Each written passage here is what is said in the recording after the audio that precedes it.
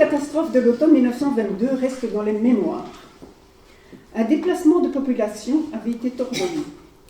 1 600 000 Grecs d'Anatolie vers la Grèce et 385 000 Turcs de Grèce vers la Turquie.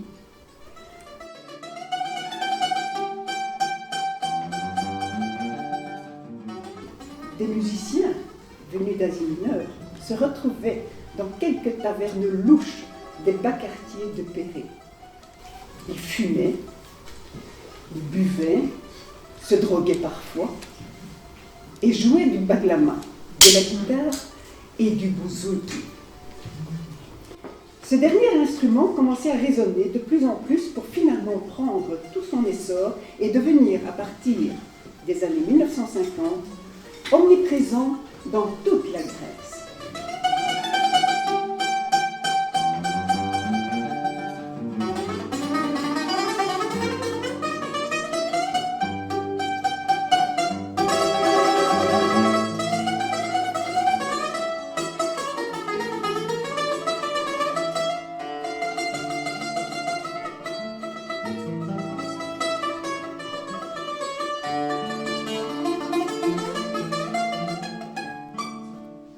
Et se mirent en devoir de faire miroiter aux jeunes gens des jours meilleurs, grâce aux salaires attrayants et aux jolies maisons, aux potagers luxuriants. La vie est belle, là, où nous avons vu pour un sac de charbon, chantait-il. Mais voilà, les promesses étaient souvent plus belles que la réalité. Des rumeurs circulaient, on recevait des lettres, quelques rares photos devant des camps en tôle ondulée. L'hébergement consistait en d'anciens baraquements insalubres ayant servi aux prisonniers russes, puis allemands, et pour lesquels il payait 40 francs par mois. Il avait 27 ans, avait signé pour 6 ans de travail continu dans la société de charbonnage du centre de Juillet, plus précisément le puits Saint-Quentin. Pas question d'aller travailler ailleurs, ou de casser le contrat prématurément.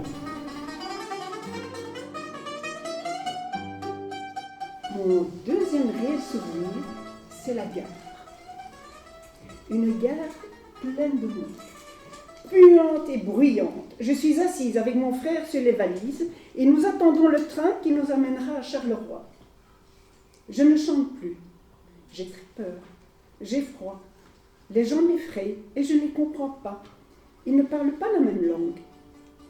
J'ai un sentiment de perdition, comme si le monde était hostile et qu'il allait s'arrêter de tourner. En fait, je crois que nous allons rester là à attendre, et que le train n'arrivera pas, et que ma mère va encore crier, et que nous ne verrons plus jamais papa. Et je pleure tout doucement, pour ne pas me faire gronder.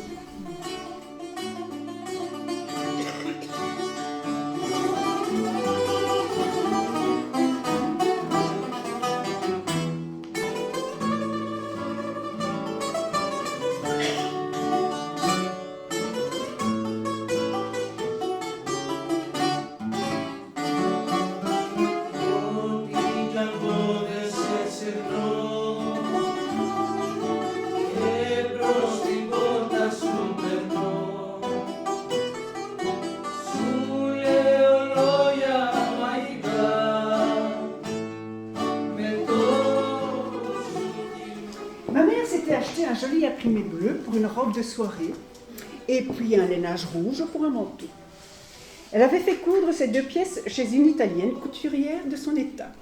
Le résultat avait été catastrophique et les 2 tissus gâchés.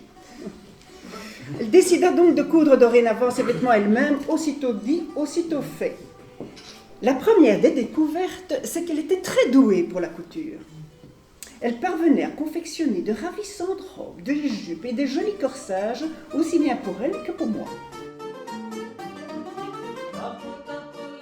La seconde découverte, c'est que cette machine allait permettre à ma mère de coudre pour d'autres dames et lui faire germer dans la tête l'idée d'une épargne possible pour s'acheter un terrain en Grèce. La machine fut remplacée par une électrique beaucoup plus rapide et performante, les clientes se multiplièrent et le pactole fut assez grand pour compléter les économies et acquérir un magnifique terrain à Kiato en 1975. C'était le rêve de beaucoup de Grecs, revenir au pays.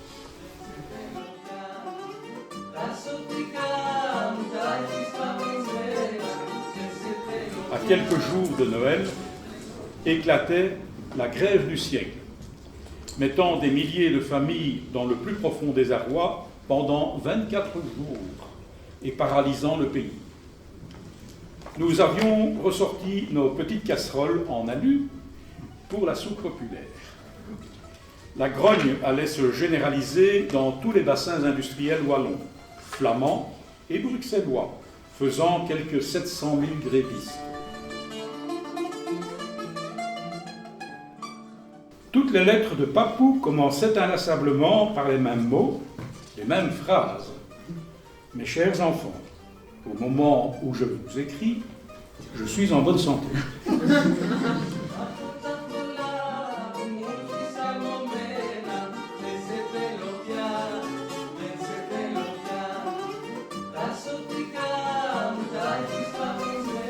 Ces lettres nous racontaient la vie de là-bas, au pays.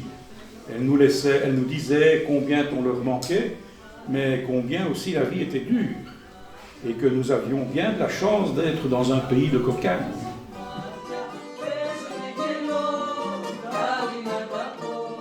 Il y avait la valise. La toute grande valise déposée à même le sol. Elle me semblait énorme, en carton, avec des fermoirs foncés. Quand enfin ils l'ont ouvert, un parfum d'origan mêlé à une odeur de café corsé et un subtil mélange fait de camomille, des montagnes, de miel d'oranger, de vanille s'échappa de ses entrailles. Cette valise contenait tous les parfums de la Grèce que nous pensions avoir oubliés. Cela pourrait sembler peu de choses, mais la valeur est celle que l'on donne aux objets rares et à l'époque, aucune épicerie belge ne proposait ces trésors, mis à part le miel, mais qui était beaucoup plus clair et dur et ne coulait pas le long d'une cuillère comme celui rapporté dans la valise.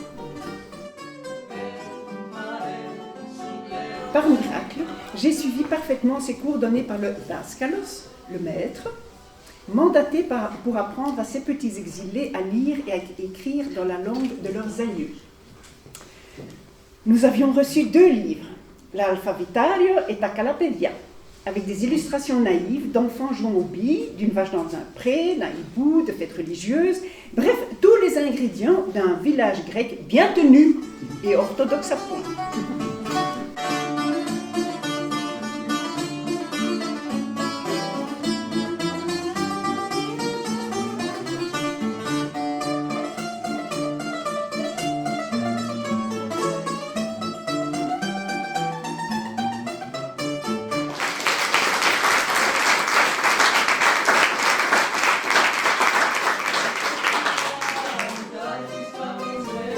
Pour la première fois de notre vie, nous allions vivre dans un appartement, à quelques pas la place des étangs noirs.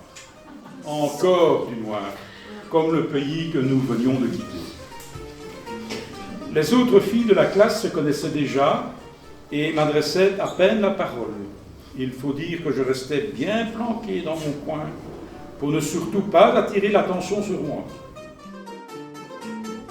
Et puis, Madame Baron, l'institutrice, m'avait bien regardé.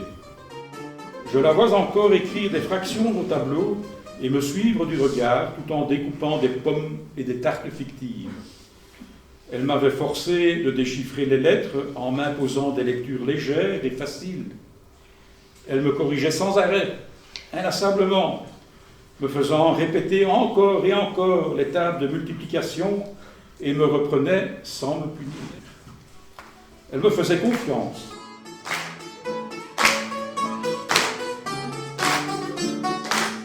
De temps en temps, nous rencontrions la vieille dame d'à côté, souriante mais très fatiguée.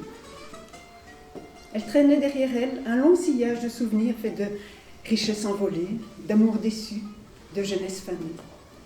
Elle avait toujours un mot gentil à nous dire et parfois nous comparait à l'un de ses petits-enfants qu'elle ne voyait plus jamais. Elle nous parlait parfois de sa vie d'avant, quand elle était nantie et belle. Puis un jour, l'ambulance est venue la chercher.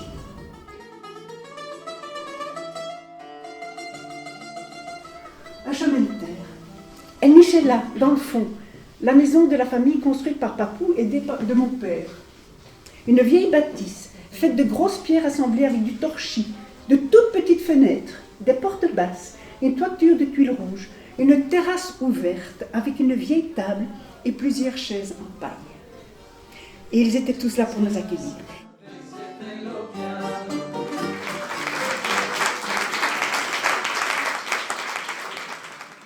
Ils devaient porter des gants, ils devaient porter des masques, ils devaient porter un tas de choses. Et la plupart du temps, ils ne portaient rien du tout parce qu'il faisait une telle chaleur là-dedans qu'ils étaient presque à poil. Les gens étaient moins... Et le pauvre Paganelli, il venait chez les gens.